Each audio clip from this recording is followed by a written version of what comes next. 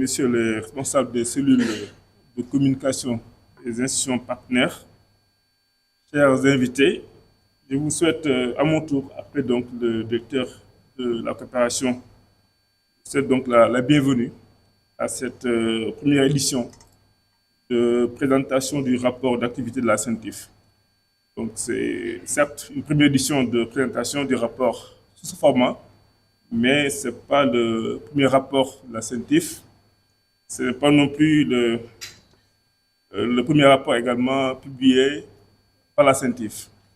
Donc, chaque année, la CENTIF donc, élabore un rapport d'activité annuel donc, et transmet également légalement, c'est une obligation légale qui s'impose donc à la CENTIF. Ce rapport est transmis au ministère des Finances, également à la Banque centrale.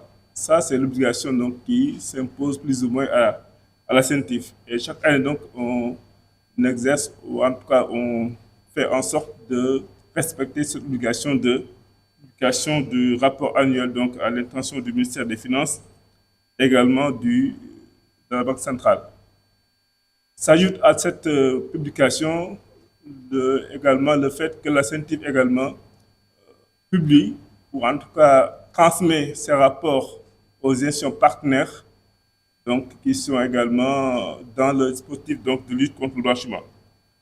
En plus de ça également, la CENTIF avait l'habitude, jusqu'à présent, de faire en sorte de rendre disponible son rapport dans le site internet de la CENTIF.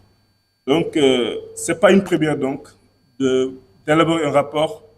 Ce n'est pas non plus donc une première, comme je dis tout à l'heure, de publier donc un rapport. Mais c'est une première quand même, comme on l'a dit, de faire en sorte que cette publication se fasse sous ce format avec la presse et qui va servir plus ou moins de relais entre la CENTIF et le public, qui pourra donc s'approprier donc de ce rapport-là, également des contenus de ces rapports-là.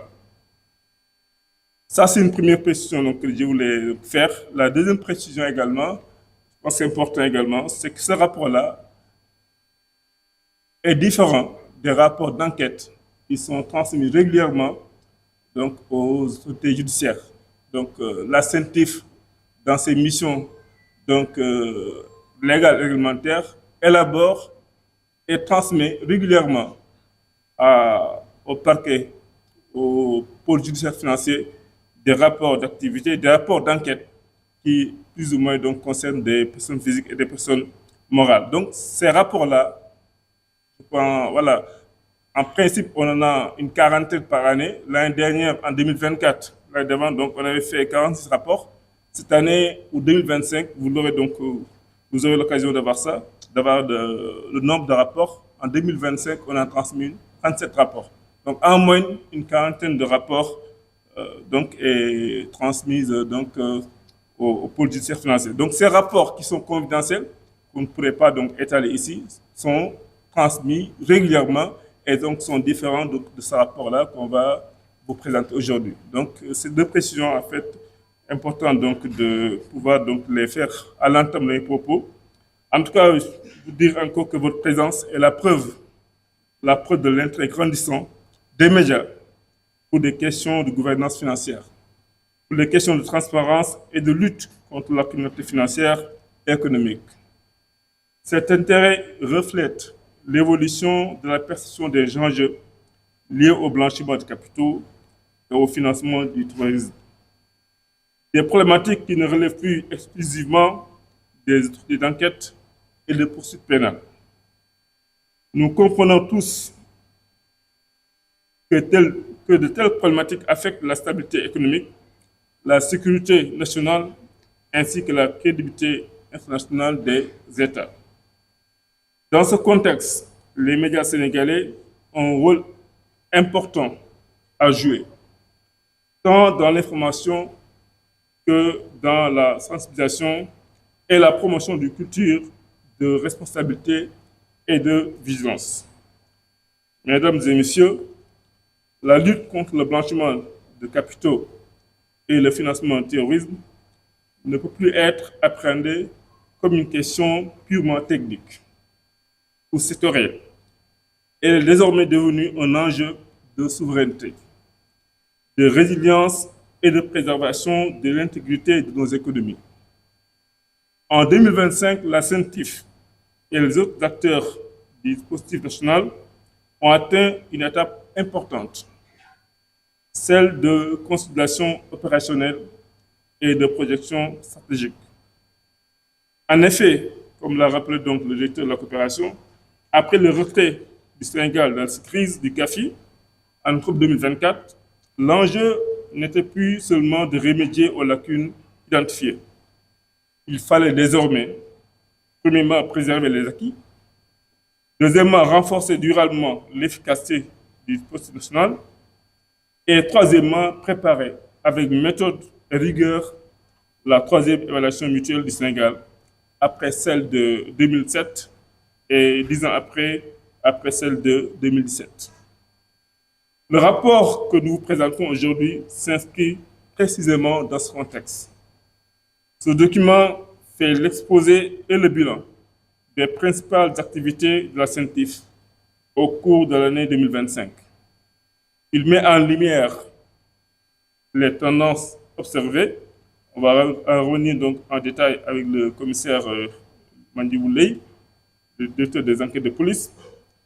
Il met également en lumière les résultats enregistrés. Et là également, vous aurez donc l'occasion avec notre secrétaire général qui va revenir en détail sur les résultats qui ont été enregistrés. Ce rapport également met en lumière les perspectives qui se dessinent pour l'année 2026. Et là également, comme l'a rappelé donc le directeur de la coopération, il va revenir donc en détail sur les perspectives donc de l'année 2026. Donc de passer la parole à mes collègues pour revenir sur les points saillants donc de ce rapport-là, je voulais donc présenter brièvement, très brièvement donc les points saillants, le sommaire du rapport, plus ou moins. Donc, dans le premier point, donc, vous aurez donc la présentation de la CENTIF. Donc, vous aurez le rapport donc, à la fin des travaux. Et ce rapport également sera donc également partagé sur sa version électronique à travers donc un code QR qu'on va vous remettre. Donc, dans ce premier point, donc, on aura abordé donc, dans ce rapport-là les missions de la CENTIF. Pour rappel, également, on aura abordé l'organisation et le fonctionnement de la CENTIF. Dans le deuxième paragraphe, donc, vous aurez donc l'évolution du cadre juridique. Effectivement, ça c'est important parce que l'activité de la CENTIF est plus ou moins encadrée, normée par les dispositions légales et réglementaires. Donc, il est bon également à ce niveau-là de rappeler quelles sont les innovations, les nouveaux textes qui ont été votés et qui impliquent également donc l'activité de qui ont des implications plus ou moins sur l'activité de la CENTIF, également des autres acteurs du dispositif national LBCT. En troisième point, donc, on aura donc abordé donc, avec la secrétaire générale les chiffres clés. Les chiffres clés donc, qu'on peut retenir facilement. Donc voilà, c'est des chiffres assez parlants en termes d'ordre de grandeur, le nombre de déclarations reçues et les rapports également qu'on a eu à transmettre. Donc les rapports dont je parle tout à l'heure, qu'on transmet donc de façon confidentielle aux autorités judiciaires, en l'occurrence le pôle judiciaire financier. Donc, c'est ça, c'est en termes d'information. Donc, après avoir reçu les déclarations des entités déclarantes ou des assujettis. Donc, les chiffres clés, donc, c'est important et ça permet donc de mesurer l'activité donc, de la CENTIF pendant l'année 2025. En quatrième point, donc, on aura à parler dans le rapport également, vous aurez donc tout ce qui est donc renforcement des capacités opération de la CENTIF et également des acteurs qui sont impliqués dans la lutte contre le blanchiment des capitaux. Et cinquième point, donc là, on va parler d'un point assez intéressant qui fera le link plus ou moins entre ce rapport-là et les rapports qu'on transmet périodiquement donc, au juge. Donc je disais tout à l'heure qu'on a transmis 37 rapports en 2025, 46 en 2024. Donc, dans ce chapitre-là, dans ce point 5-là, vous aurez un peu l'évocation, ou en tout cas, on va essayer de vous parler un peu plus ou moins du contenu, en tout cas, du modus operandi des activités de blanchiment des capitaux. Voilà. Et là, c'est assez parlant, et ça vous permet de faire plus ou moins un link entre ce qu'on a transmis de façon confidentielle et également ce qui est également reproché aux personnes donc, qui sont concernées par ces rapports personne physique comme personne morale. Donc les temps de blanchiment, donc, ça c'est un point assez intéressant et sur lequel donc le commissaire Ley, le directeur d'enquête de police, va revenir en détail avec l'appui donc du chef de la division analyse. Donc les temps de blanchiment, donc c'est pas, c'est